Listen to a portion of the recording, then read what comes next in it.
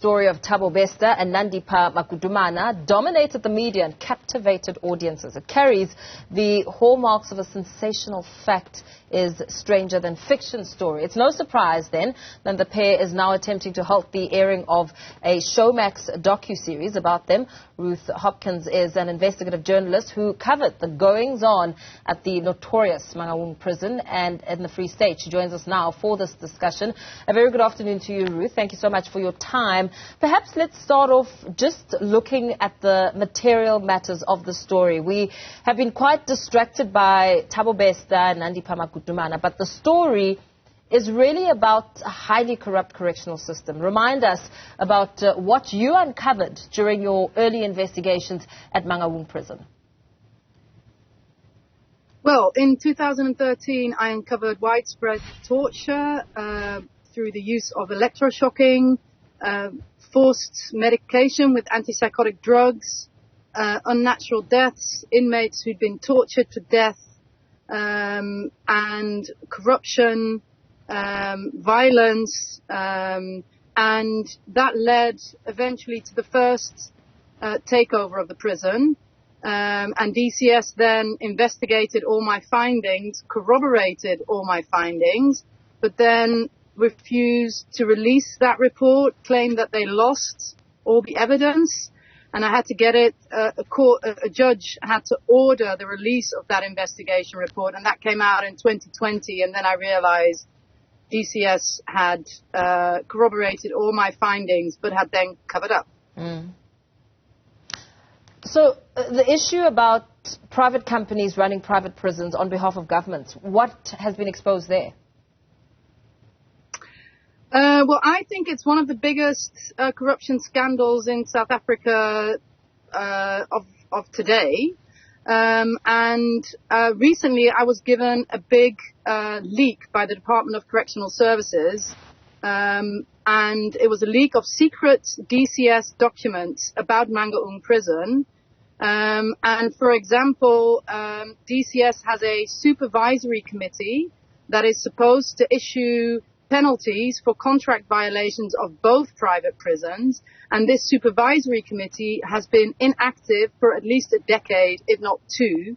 0 penalties have been issued for the Bester escape. 0 penalties have been issued for my 2013 investigation, despite DCS corroborating everything. And then what was also part of the leak was a 2005 agreement between G4S and Geo Group. They run the 2 private prisons in South Africa. So G4S, Geo Group and DCS. And this agreement reads, breach of policies and procedures will not lead to breach of contract or penalties. So basically, DCS in 2005 already offered both multinationals complete non-accountability. So, I mean, policies and procedures, for example, are unnatural deaths, excessive use of force, etc. And so already in 2005, they were guaranteed that that would not lead to penalties. And I've tried to write about this for the Sunday Times. And this article was taken down after G4S complained to the editor-in-chief, Sembiso Msomi. So that to me again points to private prisons in South Africa being a huge corruption scandal. I mean, what makes it so problematic? You speak about corruption, you speak about 0 penalties instituted. What is the problem? The problem is that DCS, the South African government, does not hold these multinationals accountable, but covers up for them and guarantees them non-accountability through this inactive supervisory committee and this 2005 agreement. And also bear in mind that Frikkie Venter and Stephen Korabi, they were the first prison directors in Mangaung prison and Kutama Sintamula prison.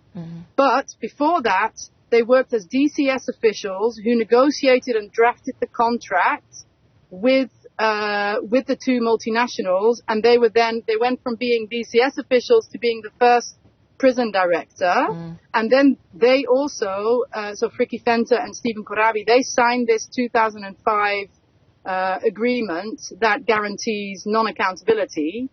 So I think the problem is that DCS and these multinationals are in bed together and protect each other, and there is no accountability and therefore also no justice.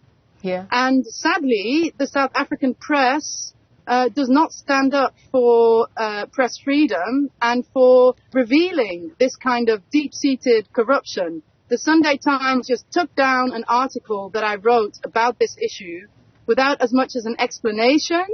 And Stembiso Msomi was unable to explain why he... Okay, Ruth, because I'm hoping you're still there. Because this kind of corruption... Yeah. Okay, yes? you froze slightly. So you were explaining... I'm sorry.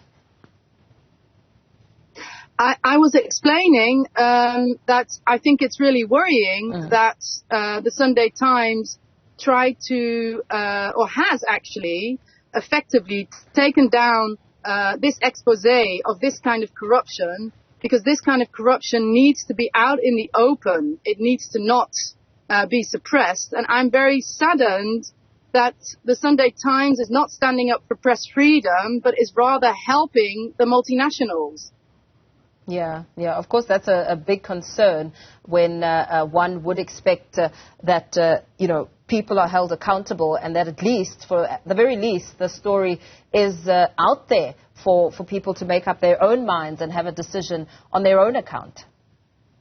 Yeah, but the story's not out there because it's been taken down. So with regards to today's matter, we know the court has since dismissed the Bester and Magudumana attempts to get the documentary scrapped. Do you think that the documentary will shed any new light on the inner workings of Mangaung prison? Do you think that we will get something out of that? I have no idea. I haven't been involved in this documentary project, but what I have noticed is that the press seems to sort of navigate towards sensational press coverage, the love affair between Bester and Magudumana, and I'm more interested in, more structural systemic problems, and also the very serious human rights violations that have been going on. I've been investigating this prison for 12 years, and nothing changes. There's no impact.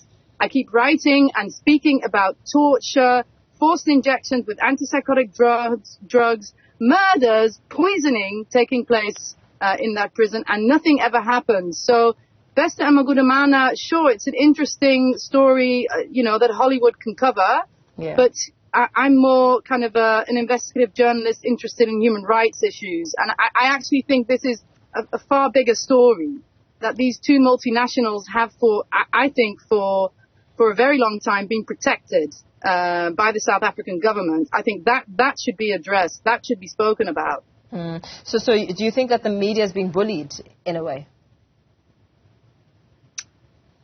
Well, I don't know. I personally feel bullied by the media because the Sunday Times took down my article, and News 24, when I tried to write about Kutama Sintamula prison, run by Geo Group, also terminated that work. So is the media bullied or are the media bullies? I don't know. What would you like to see happen here? And perhaps with your experience, what does it tell us about the inner workings? What I would like to see happen is for there to be some form of accountability and impact, and for example, the Parliament, but also the press and the court system to address this. I think Mangaung prison is one of the biggest unaddressed crime scenes in the country. I've been investigating the poisoning of inmates in Mangaung, and this, by the way, is not just my investigation. This was also mentioned in DCS reports. It's been corroborated, in other words. And so I think I'm hoping that finally people will start looking at that. And, the Bester and Magudumana story, sure, it will make, it's great film material, but I think that there's a much bigger corruption scandal underlying that enabled Bester to escape, because the place is so deeply dysfunctional. Okay, very well. Thank you so much for your time. I mean, you've made some allegations around being bullied, but we will, of course, on our end, ensure that we do give some response to those allegations from the Sunday Times. We, of course, continue to bring you more news in just a moment. Thank you, Ruth, for your time. Ruth Hopkins, an investigative journalist.